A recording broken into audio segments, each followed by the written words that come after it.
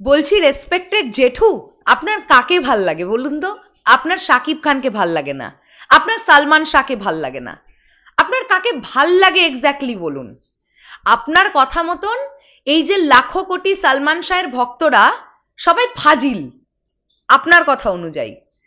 আমি একটা জিনিস ভেবে অবাক হয়ে যাচ্ছি, আপনি কিভাবে একটা সময় ছবি পরিচালনা করেছেন মশাই, আপনি তো ফিল্ম ইন্ডাস্ট্রিকেই রেসপেক্ট করতে পারেন না। আপনি আপনার কাজ ছাড়া বা আপনার খুব কাছের স্বজনদের কাজ ছাড়া আর কারোর কাজকে যে অ্যাপ্রিসিয়েশন দিতে পারেন না, এটা তো একদম ক্লিয়ার। আর না হলে আপনি যখন সাংবাদিকরা আপনার মুখে বুম ধরে, মাইক ধরে, আপনি ওগুলো ইচ্ছে করে বলেন যে আমাকে একে নিয়ে প্রশ্ন করো না, আমাকে ওকে নিয়ে প্রশ্ন করো না। আসলেই আপনি ভাইরাল হওয়ার জন্য এগুলো বলেন। না হলে সালমান শাহকে নিয়ে ধরনের কমেন্ট পাস করলেন, আপনার একটু খারাপ লাগলো না যে মানুষটা আজ থেকে 30 বছর আগে আপনাকে ছেড়েও তো চলে গেছে? এত লাখো কোটি মানুষের সঙ্গে সঙ্গে আপনিও সেই মানুষটা যাকে ছেড়ে সালমান শাহ চলে গেছে। ওই মানুষটাকে নিয়ে আপনি এখন তার স্টারডম নিয়ে প্রশ্ন তুলছেন।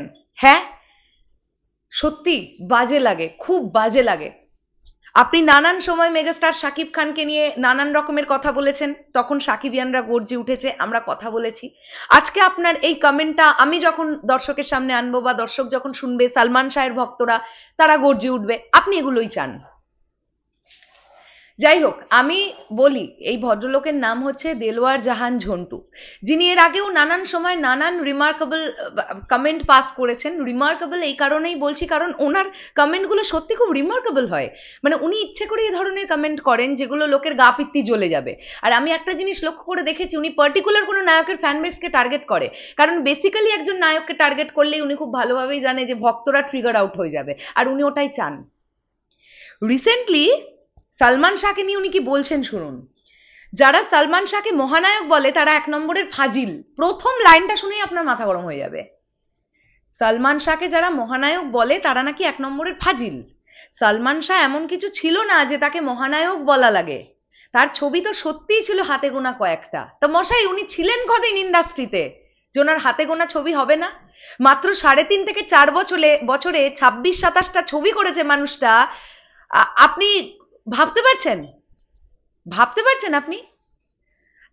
একজন মানুষ যার কেরিয়ারটাই ছিল 3.5 বছর বা 4.5 বছরের, সে হাতে গোনা কটা ছবি করবে না তো কটা ছবি করবে? 100 ছবি করবে। যাই হোক, পরের লাইন কি বলছেন উনি, সে কি রুবেলের মতো অ্যাকশন সিনেমায় অভিনয় করেছে নাকি জসিমের মতো ধুমধারাক্কা ফাইটিং করেছে? আচ্ছা, তার মানে আপনার কাছে রোম্যান্টিক হিরোর কোনো দাম নেই। মশাই, আপনার ওই সময়ে মানে সালমান শাহের সময়ে সালমান শাহকে মানুষ এত পছন্দ করতো ওনার রোম্যান্টিসিজমের জন্য, ওনার ফ্যাশনের জন্য, ওনার স্টাইলের জন্য, ওনার অভিনয়ের জন্য, ওনার প্রেজেন্টেশনের জন্য। আপনার কাছে কি মনে হয় ফাইটিং করলেই শুধু ছবি হিট? হ্যাঁ, কি ধরনের কথা বললেন মশাই এটা? ওই সময়কার কথা বলছেন আপনি। যাই হোক, পরের লাইন, সালমান তো শুধু রোম্যান্টিক অভিনয় একটু ভালো করতো, এছাড়া আর কি পারতো? যতটুকুনি করেছে না, অতটুকুনিতেই লাখো কোটি মানুষের হৃদয়টা তো জিতে নিয়েছে, যেটা আপনি জিততে পারেননি।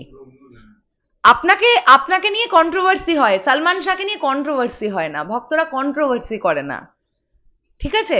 আপনি নিজেও জানেন যে সালমান শাহের সময় সালমান শাহের ক্রেজ কি ছিল। নাহলে 30 বছর একটা মানুষ চলে যাওয়ার পরে এই ক্রেজ, রাস্তায় নেমে মিছিল, এগুলো হতে পারে না, আপনাকে তো মানতে হবে। পরের লাইন বলছেন, আমি তো সালমানকে নিয়ে ছবি বানিয়েছি, সিনেমার নাম কন্যাদান। যদি ব্যবসায়িক সাফল্য বলেন আহামরি কিছু না, মোটামুটি। যারা সালমানকে মহানায়ক বলে এগুলো তারা ফাজলামি করে। আপনি সিনেমা বানাতেই পারেননি, তাই আপনার সিনেমা চলেনি। আপনি নায়ককে দোষারোপ করছেন কেন মশাই? ঠিক আছে, আপনি যদি এই কথাটাই বলছেন যে আপনার সিনেমা মোটামুটি ব্যবসা করেছে, ক্যাপ্টেন অফ দ্য শিপ ছিলেন আপনি, তার মানে আপনি এটা বলতে তো পারেন না সালমান শাহের প্রতিটা ছবি বাজে ব্যবসা করেছে। করেনি নিশ্চয়ই। মোটামুটি ব্যবসা করেছে, করেনি নিশ্চয়ই। সালমান শাহের ক্যারিয়ারে কোনো হিট নেই, ব্লকবাস্টার নেই, সুপার হিট নেই, এটা তো মানতে পারলাম না। আপনি অনেক রেসপেক্টেড একজন ডিরেক্টর বাংলাদেশ ফিল্ম ইন্ডাস্ট্রির, আমি আপনাকে অনেক রেসপেক্ট করি, কিন্তু আপনি এমন এমন কিছু কথা মাঝে মধ্যে বলেন যেগুলো শুনে সত্যি সবাই না আপনাকে নিয়ে হাসাহাসি করে, যেটা আপনি হয়তো ডিজার্ভ করেন না, এই বয়সে এসে তো করেনই না। আপনি অনেক এজের একজন মানুষ, আপনাকে সবাই রেসপেক্ট করবে, আপনাকে নিয়ে হাসাহাসি করবে, আপনি এই সুযোগটা কেন করে দেন?